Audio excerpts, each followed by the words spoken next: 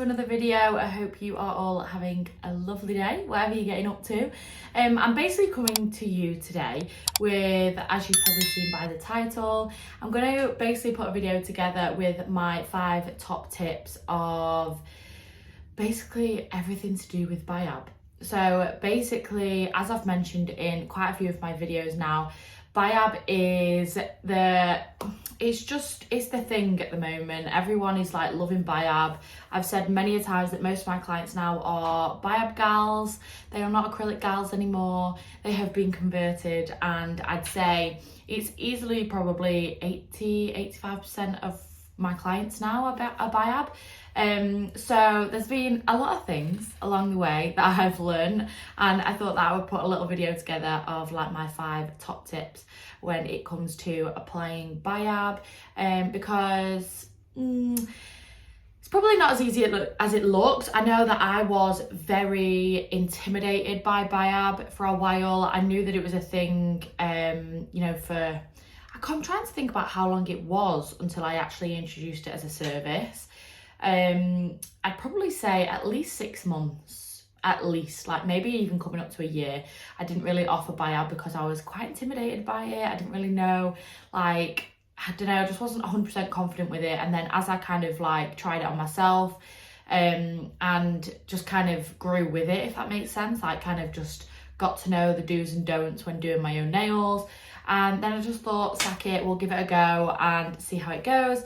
And now, like I say, it's literally what most of my clients have. So I just thought I'd put this little video together because I know that it does have its moments.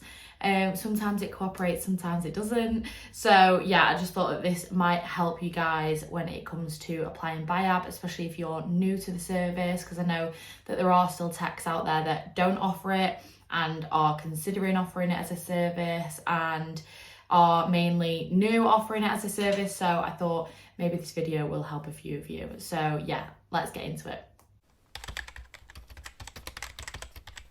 So I actually have got Builder on my nail already, as you can probably tell. It's a little bit grown out. They did these like a few weeks ago. It's literally only a really small layer of the Teddy Builder Gel. I basically just popped that on just because I think I did a soak off last time, so I just needed a little bit of a layer of something. But basically, I'm not going to be setting anything that I'm showing you today. I'm basically just going to do it so that you guys can see exactly what I mean. Obviously there's only a thin layer on here at the moment. I'm not going to prep it or anything. I'm literally just going to show you when it comes to the application. So like I say, I'm going to be using the gel bottle shade Teddy in basically this little clip. And basically the first tip that I would say is to basically not have too much product on your brush when you're applying. And the reason for this is, obviously, I know when you've got shorter length nails like this one, obviously you're not going to need, a hell of a lot of product.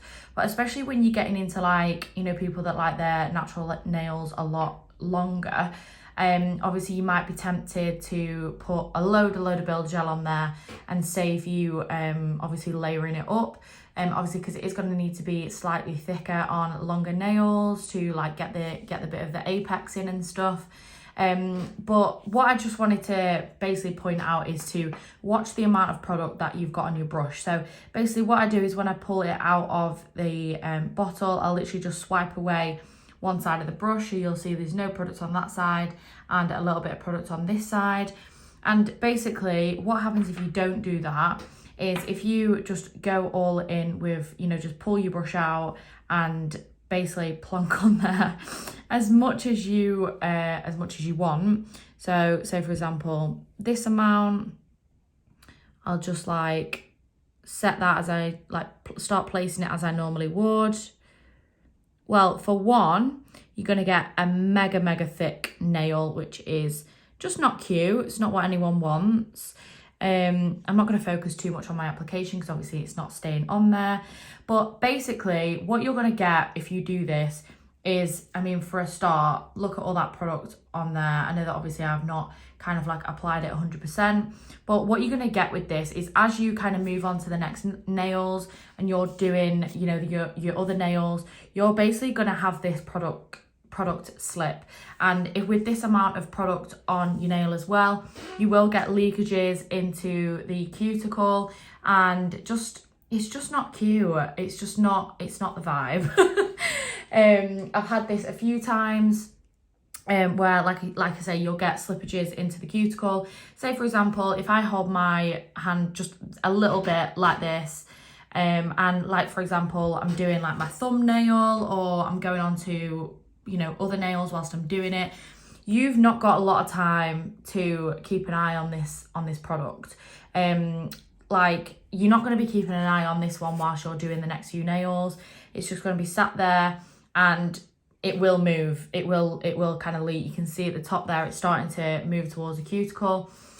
Like I say, it's just something you need to keep an eye on. The more product that you've got on your nail, the more chance there is to be cuticle slippages. You know, it's going to leak onto the cuticle, and then once that goes in that lamp, like, you're not gonna sort that out.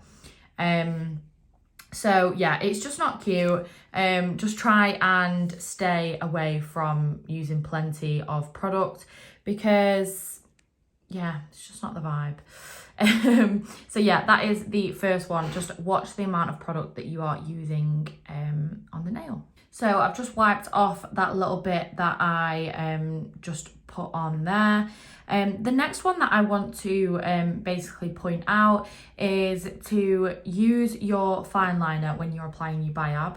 Now, this is one thing that I probably didn't do towards the start of applying Biab, but it's definitely something that I do now. So again, I will just basically, I've probably shown you in another video about how I apply my Biab, but I just get the product on one side, swipe it on with a few inches to the cuticle, and then push back like so. And then obviously, as you're putting that into place, you're getting it towards the cuticle and pushing it in the areas that it needs to be in. Just wiping some product off my brush there.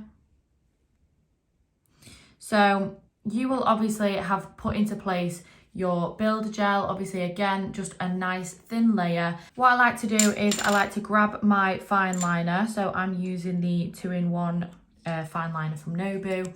And what I like to do is I like to just go down the sides of each nail and just make sure that I'm tucking that product in towards the side walls, like so. And I just like to do that with the cuticle area as well. So just to tuck the product in as close to the cuticle as I can. And just to kind of get that nicer finish.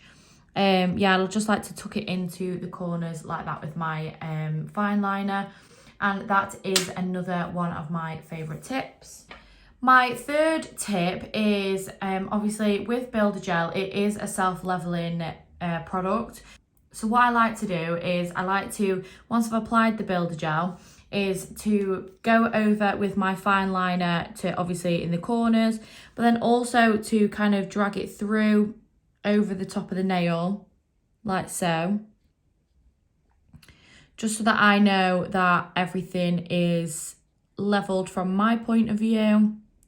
And then, like I say, because this is a self-leveling product, it will self-level itself. So you will see there's literally no kind of like lumps or bumps in it.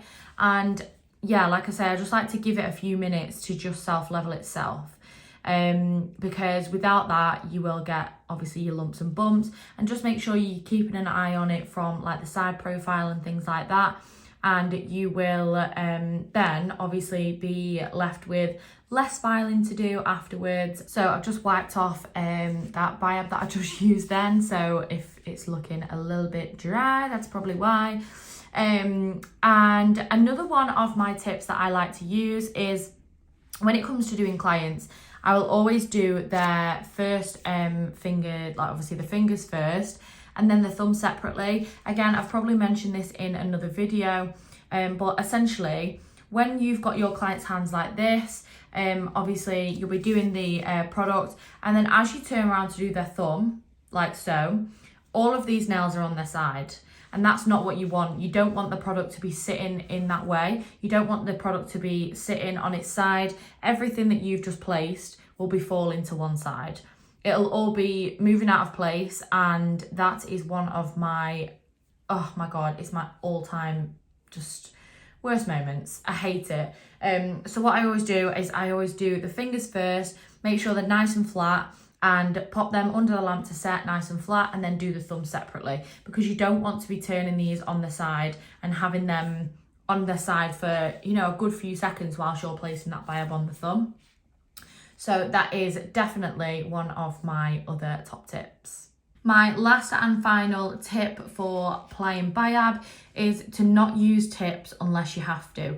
So obviously the natural nail has like a perfect shape to it. So obviously if you're applying a tip, you're gonna have like a ridge like on this part of the nail, you'll have like a little dip that you'll have to fill, and applying Biab will be a lot harder. Obviously I understand that, you know, if it's the start of a Biab journey and if people have like, you know, one nail that is particularly shorter than the other, then obviously sometimes a tip is something that you can utilize to make, you know, the set perfect. That is just one thing that I never really suggest. I never really suggest a full set with tips. They do work if they, you know, they do work, and I will do it, but not unless the client is really, really desperate. And yeah, I just think they're a lot more durable when they're on the natural nail as well. So yeah, you will just see the shape is a lot more like clean and just a lot more natural for the product to sit on. And yeah, I just think with a tip, it is just a little bit more open to issues, if that makes sense. So yeah, that is one of my other top tips, is to kind of stay away from tips if you can get away with it. So there you go, guys. I hope you found that helpful. Again, if you have got to this part in the video, thank you so much for watching. You guys are the best. If you haven't already subscribed, if you could subscribe, that would be absolutely amazing, and give this video a thumbs up. I will also pop my Instagram at the bottom of the screen as well if you want to go and have a nosy on there. That is full of my sets, basically everything I get up to, all the sets that I'm creating. So if you're looking for some inspo, then that is where you head. So yeah, thank you so much for watching, and as per, if you have any questions or anything, drop them in the comments and I will be hopefully able to answer them. So yeah, have a lovely day, guys, and I will see you in the next video. Bye.